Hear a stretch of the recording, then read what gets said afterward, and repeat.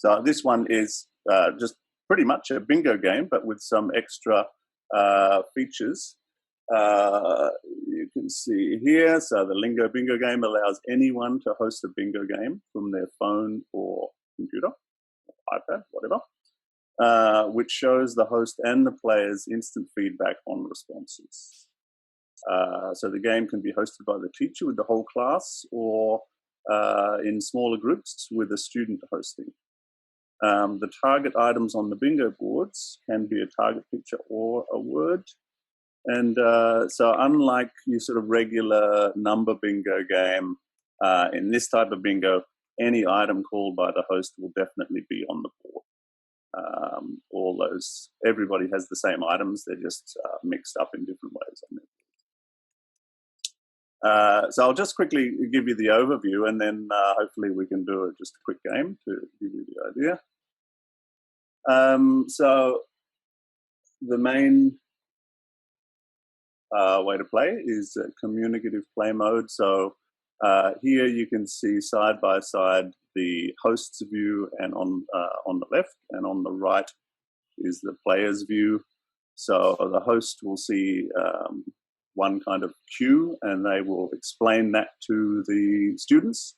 So in this kind of mode, of course, the host is not showing their screen to the players. So they see it, they describe it, the players try and find it in their board. In this bingo board, you can have 3x3 or 4x4. So you can do it with pictures like that. You can do it with words like this. And there's an extra mode, which is more challenging, in which you can do it in this mode. So the players can't actually see the full target word, so they have to use more productive knowledge to be able to find those words. So there's many different ways you could do it. So the host could be giving a definition, they could be giving it in Japanese, I guess. You could give them different types of sentence frames to use when describing the target word. So this is the sort of original way I envisaged people using it, in this communicative way. But you can actually do it in a different way, where the players are seeing the screen. So as the host, you could project the screen and show a different cue than the players are seeing, something like this. So you could project the picture, and the students would be able to tap the word, or in that hidden letters mode to make it more challenging, or with a definition. So in the data, the different sets can include 3 types of information. They can include a target word, a definition, and a picture. So you could have something like this, where you're showing them a definition, and they have to find the target word. Okay, so that's basically the different kinds of modes. Are there any questions just at this point? If there's anything in the chat, Paul, you can let me know. No, you're all good right now. Okay. All right. So before we start the game, I'll just give you the overview, showing you both the host's view and the student's view, so you just get a bit of an idea of what both roles can see. So this is the home page. From here, you'll either create the game or join the game. So on the left, you'll see the host's view. After pushing create game, they get this kind of little setup screen where you choose the list, and you choose the individual items from the list, and you also get some different options as to the kinds of modes that I showed before. You can also see there's word sets and image sets. Some of the image sets also have words and things, but yeah, all of the word sets do not have. We can see the room code. So this is how students join. They can join with this room code here, just putting the code up in here. Another way is if you click this button, you'll see a big QR code, and students can use that with their phones. So 2 different ways to join. And once they have joined, they'll come to this kind of screen. They can edit the player name. And you can see once a player has joined, this button says start with player 1. So it's ready. As soon as at least one player has joined, you can click that and start the game. Okay, so after the start button's clicked, then it's coming here into the game. And we can see here, in this view, this will have all of the players listed here, not just one. Whoever's joined the game will be listed here with the number they've gotten correct and if they've gotten bingos. The game doesn't finish automatically on a bingo because there might be different kind of winning conditions you want to set. You might want to set 1 bingo, 2 bingos, or just keep going until a certain number of people are finished. So the host just gets to choose when to end the game, and you just click this button to do that. Okay, let's try a game. So, anyone who wants to participate, and it'd be great if at least a handful of people participate, the more the merrier. Get ready with a device, probably using you just grab your phone if you have it at hand, and we'll just do just a simple one. So I'm going to use this set.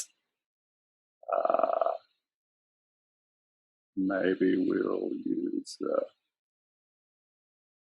okay, and I'll just describe it. We'll just do a little mini game. Should be quick. Okay, so we can start with 3 players. We've got 3 players joined there.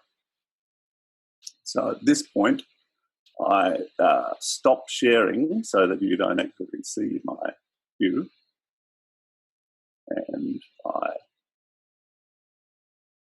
start the game. Okay, so this word means the opposite of deep. The opposite of deep.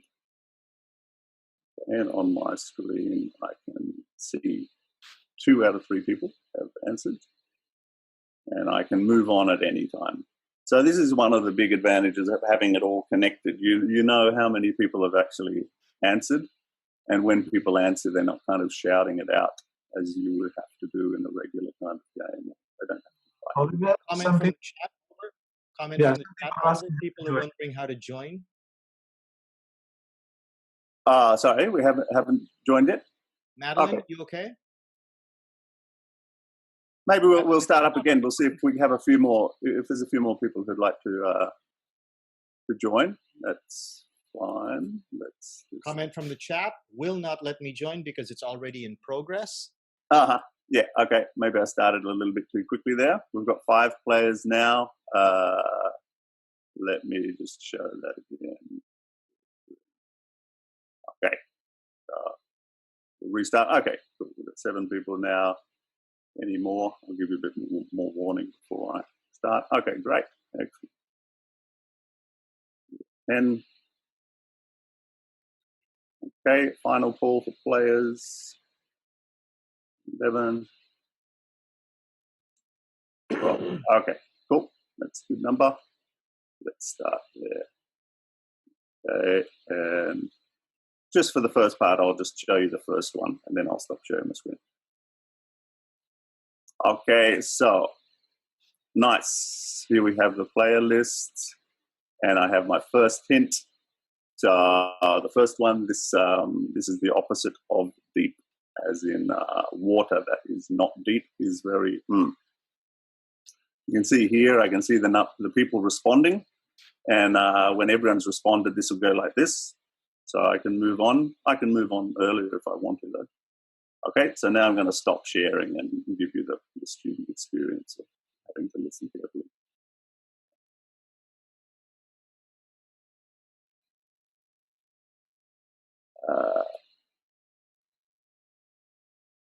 Okay, the next one, oh, sorry, I think I jumped a question there. So Sorry about that. This word means the opposite of kind. If somebody is treating you badly, maybe they're a person. Great. Okay, I've got lots of answers there. Not every. Yeah. Okay, everyone's responded. Okay, this is the opposite of healthy. You guys. Okay, great. Okay, so that's a very quick game because it was only 3 by 3. Normally, I'd set it probably as 4 by 4 to have a longer game. Let me share the screen there. Okay, so this is what I see at this point. I can see these people have got bingos. I'm going to end the game, and also on your devices, you'll see this list at the end too. From here, I can click play again and be the same host, or we can go back to the top page if you want to swap and someone else wants to be the host.